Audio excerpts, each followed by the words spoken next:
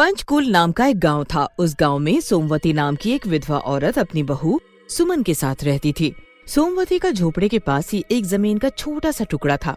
उसी जमीन में सोमवती ने कई तरह के फूलों के पौधे उगाए हुए थे। उन्हीं पौधों की माला बनाकर सोमवती बेचा करती थी और घर चलाया करती थी।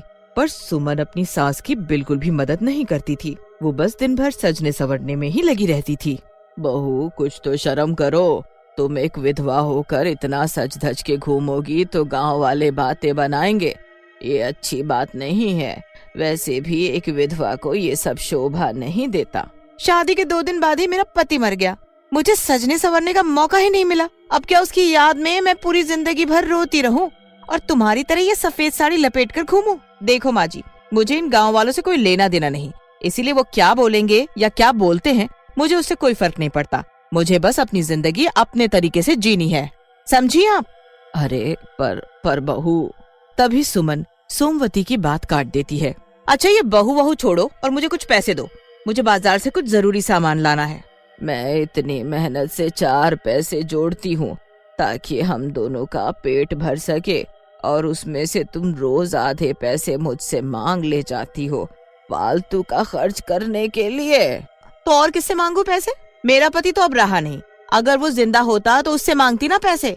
उसके जाने के बाद तुम्हारा हक बनता है मुझे पैसे देने का और मेरी हर जरूरत पूरी करने का। इससे बहस करने का कोई फायदा नहीं। अच्छा, ये तो बता दो कि इन पैसों का क्या करोगी? हाँ, ये बता सकती हूँ। मेरे बाल आजकल बहुत झड़ते जा रहे हैं। वो पायल है ना, उसने बताया कि एक तांत्रिक बाबा है, उसके पास हर बीमारी का इलाज होता है। बस उसी के पास जाना है, वो कुछ तो देगा मुझे बालों में लगाने के लिए। उसी तांत्रिक बाबा को देने के लिए पैसे चाहिए थे मुझे।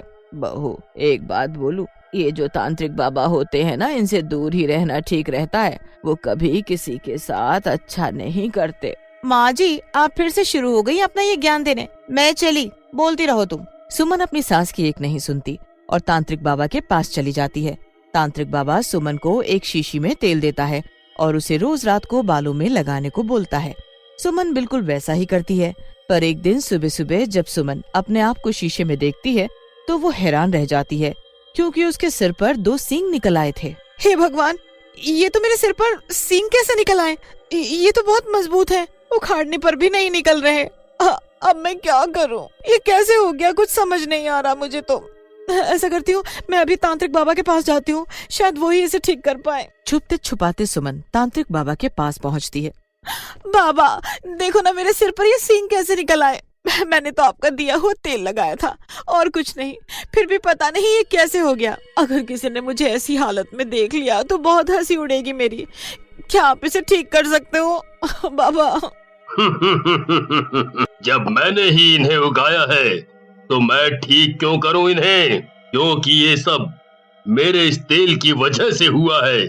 मैंने तुम्हें बाल उगाने का नहीं, सींग उगाने का तेल दिया था, और वो इसलिए दिया क्योंकि मुझे इन सींगों की बहुत जरूरत थी। मुझे तुम्हारे सिर से ये सींग चाहिए। इन्हें उखाड़ कर लाओ, मुझे दो। नहीं, मैं नहीं उखाड़ सकती इन्हें। अगर मैंने इन्हें उखाड़ दिया तो मैं मर जाऊंगी। बाबा, आप इन्हें अभी के अभी मेरे सिर से हटाओ, नहीं तो मैं शोर मचा मचा कर लोगों को इकट्ठा कर दूंगी। तांत्रिक सुमन के सींगों को कस के पकड़ लेता है और उन्हें उखाड़ने लगता है। तभी वहाँ सुमन की सास उसे ढूंढती हुई पहुँच जाती है। तांत्रिक घबराहट के मारे सुमन को पास की खाई में फेंक देता है और चुपचाप आंखें बंद करके बैठ जाता है। बाबा, आपके पास मेरी बहू सुमन तो नहीं आई थी। मैं सुबह से उसे ढूंढ रही हूँ, पर पता नहीं कहाँ चली गई वो। आपके पास वो अक्सर आती रहती है, इसीलिए आपसे पूछने चली आई। मेरे पास सुमन नाम की कोई औरत नहीं आई। तुम जाओ यहाँ से कहीं और ढूंढो अपनी बहू को। नहीं आई? फिर कहाँ चली गई? ये बहू बिना कुछ बता कर भी नहीं जाती कभी। मेरे तो पैर ही टूट गए उसे ढूंढते ढूंढते। सोमवती फिर अपने घर वापस चली जाती है। वहाँ खाई में गिरने से सुमन की मृत्यु हो जाती है और वो मरने के बाद एक चुड़ैल बन जाती है। मैं मर गई। मुझे तो यकीन ही नहीं हो रहा कि मैं मर गई। पर भगवान, तूने मुझे चुड़ैल क्यों बनाया? वो भी सींग वाली चुड़ैल। पहले मैं कितनी सुंदर थी, पर उस तांत्रिक की वजह से मेरा ये हाल हुआ। उससे मैं नहीं छोड़ने वाली। चुड़ैल तांत्रिक के पास जाती है, पर उसे वहाँ तांत्रिक नहीं मिलता। वो तो कब का वहाँ से जा चुका था। उसके बाद चुड़ैल अपने घर की ओर जाती है। तभी गांव के दो आदमी उसे देखकर हंसने लगते हैं। मानस, वो देखो, कौन बेला है वो? सिर पर बैल जैसे बड़े बड़े सींग, सूरत बस थोड़ी बैल जैसी नहीं दिखती है, बाकी सब बैल जैसा ही है। तुम सही बोला थो, ये तो कुछ अजीब बैल दिखा था, बस 4 पैर और एक पूंछ नहीं दिखती है। चुड़ैल तुरंत उनकी बातें सब सुन लेती है। मैं इन्हें बैल जैसी दिख रही हूँ? मेरा मजाक उड़ाते हो तुम दोनों? लो, अभी बताती हूँ कि मैं कौन हूँ। चुड़ैल उन दोनों को भागने नहीं देती और अपनी सींगों से पटक पटक कर खूब मारती है दोनों को। अभी तो सिर्फ घायल ही किया है, अगर एक भी गलत शब्द मेरे बारे में और बोला तो यही सींग तुम्हारे पेट में घोंप दूंगी। अगर गलती से तुम्हें दोबारा दिखाई भी दे जाऊं तो मेरी तारीफ करना, मुझे खूबसूरत बोलना। अगर नहीं बोला तो पता है ना फिर मैं क्या करूंगी। चुड़ैल ने पूरे गांव भर में उस तांत्रिक को ढूंढा, पर वो उसे कहीं नहीं मिला। कई दिन बीत गए, चुड़ैल अब तक अपने घर नहीं आई थी। कई दिन हो गए हैं घर नहीं गई हूँ मैं, मुझे अब घर जाना होगा। घर पहुँचते ही कौन हो तुम? बड़ी जल्दी भूल गई मुझे। मैं तुम्हारी बहू सुमन हूँ। तुम मेरी बहू नहीं हो सकती, तुम तो कोई चुड़ैल हो। मैं अभी बुला कर लाती हूँ किसी ओझा को, वो ही तुम्हें भगाएगा यहाँ से। तभी चुड़ैल को गुस्सा आ जाता है और वो सोमवती को अपने सींग मारकर नीचे गिरा देती है। मैंने बोला ना कि मैं तुम्हारी बहू हूँ। सही कहा, तुम्हारी हरकतें ही बता रही है कि तुम मेरी ही बहू हो, पर तुम्हारा ये हाल और तुम्हारे सर पर ये सींग। मैं अभी ये सब नहीं बता सकती, अभी मुझे बहुत भूख लगी है, मेरे लिए कुछ खाने को लाओ। कई दिनों से काम पर नहीं गई, 1 पैसे का काम नहीं हुआ है, ऊपर से मेरे सभी फूल के पौधे सूख गए, उसके बाद कहाँ से लाऊं खाने को? अरे मैं खुद ही भूखी हूँ कई दिन से बहू।